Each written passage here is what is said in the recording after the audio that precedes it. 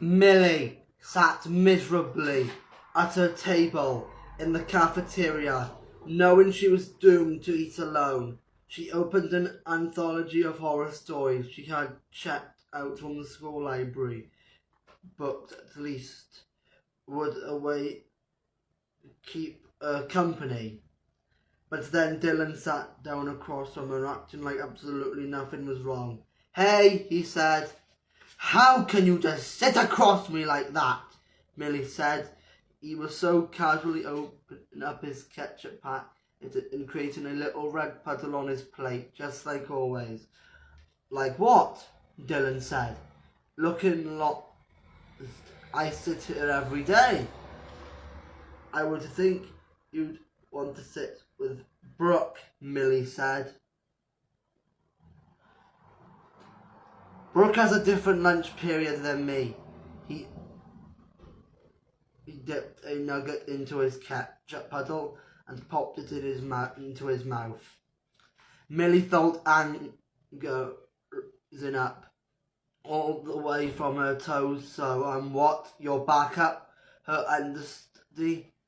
Dylan rubbed his face like he was tired. "I'm sorry, Millie. I'm trying to keep up. I really am. But you're not making any sense."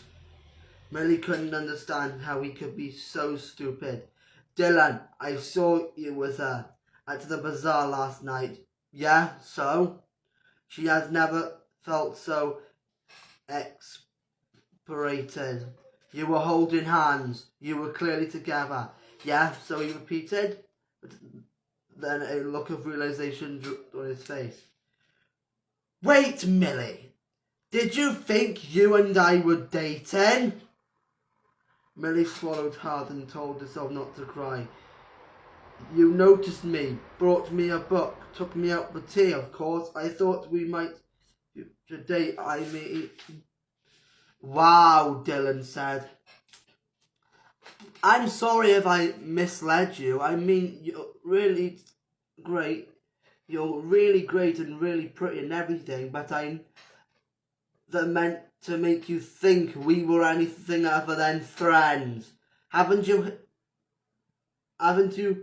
ever had a friend who's a boy, but who's not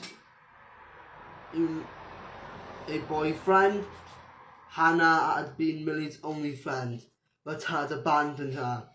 There was no way Millie was sharing this fact with Dylan. "Of course I have. But Dylan, you told me I was the only cool person you'd meet at this school." "I did, but that was my first day. I've met other cool people since then." "Like Brooke," Millie's voice dripped with sarcasm. "What, you don't approve of Brooke?" Dylan said. "She's blonde and basic," Millie said. "No, the truth was the truth." "Have you ever had a conversation with her?" Dylan asked. "Do you even know what she's like?" Had Millie ever heard Brooke say something she was quoting in the US government class? Millie assumed because she had nothing interesting or important to say. "I've never talked to her," Millie said. "I don't talk to just anyone." Dylan shook his head. "Well, Brooke isn't just anyone. She's smart and well-read and nice. She wants to be a veterinarian. What does it matter what colour her hair is?"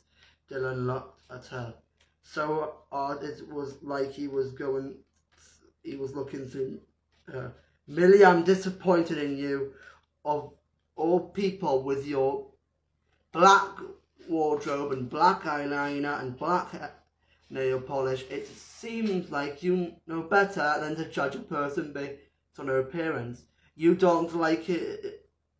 You don't like when people do it to you, and yet you're guilty of the very same crime. I'm pretty sure that's called hypocrisy." He stood up. "I think the conversation is over." As the winter holiday approached, Millie's mood became grimmer and grimmer. The cold temperature and the grey skies and the striped bare trees or matched her emotional state perfectly. Cheerful holiday, light and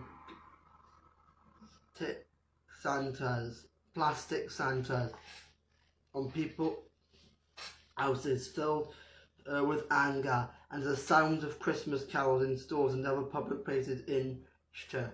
She felt that she couldn't be held responsible for her actions.